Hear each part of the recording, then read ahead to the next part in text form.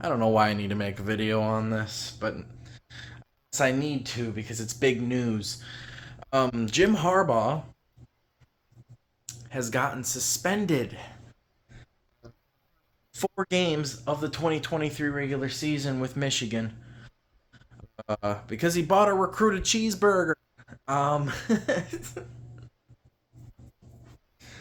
yeah, that's what the NCAA is trying to get him for, or that's what the NCAA is really getting him for.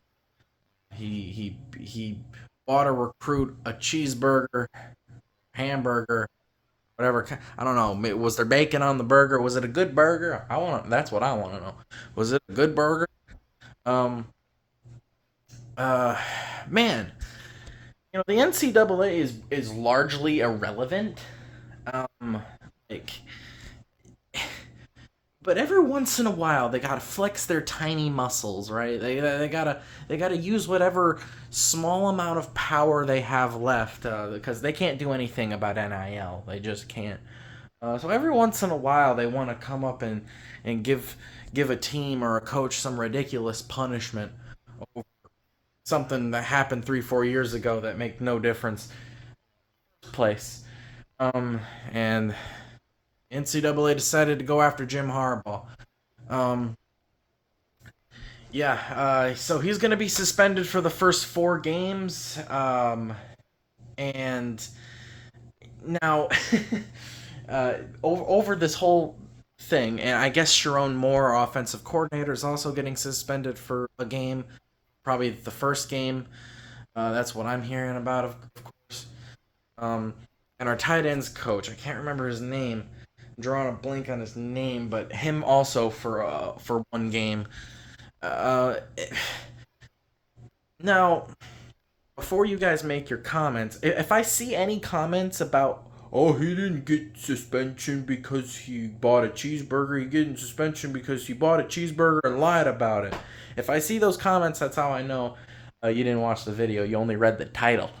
Um, I know, he lied about it, and if he would have just admitted to his wrongdoing, even though it was really stupid, um, the punishment probably would have been lighter.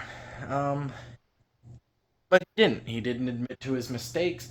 They asked him if that's what he did, and he said no. And I guess they caught him, and they figured out that he actually did somehow. It's just crazy to me that in a world where players are getting paid millions of dollars in NIL money to go to these schools, Tennessee a few years ago got caught with like over 200 infractions. And yeah, they admitted to all of them, but they made a lot more mistakes than Michigan did, and they got an $8 million fine. The university did, but there was no suspensions. It was pretty much a slap on the wrist. Um, yeah, I mean that probably would have been what Michigan got. They probably would have gotten fined a few $1 million if had Jim Harbaugh just admitted to doing what he was doing. Um, but he didn't. I don't know if that was an ego thing. Maybe he's just too proud to admit he made a mistake. Now, am I mad at Harbaugh? No, not really. Uh, if I were in his spot, honestly, knowing myself, I probably would have done the exact same thing. I'm like, apologizing for buying a cheese. Are you kidding me right now? No, I'm not. I'm not admitting to nothing. I didn't do anything wrong. I understand he did break a rule. It's a really stupid rule, and I think everybody knows that. And I think the NCAA is really just trying to do anything they can to have any sort of power, which is just really pathetic and sad. It's just crazy to me, man, that like these players all over the country. I mean, even Caleb Williams, a quarterback at USC, players are getting paid left and right. Caleb Williams is probably getting paid too. You got kids getting paid to go play at a school, driving around $200,000 vehicles, do that $200,000 Lamborghinis, and then but a cheeseburger.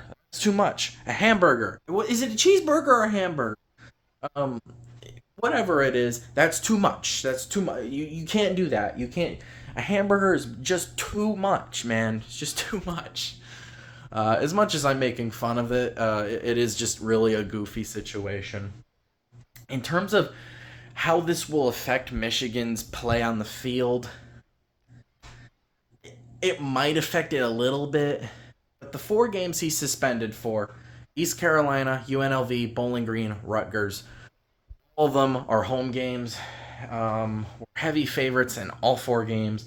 Even Rutgers, which is the toughest game of that four-game stretch, 4-8 team last year, and a team that we beat pretty handedly. We absolutely destroyed last year.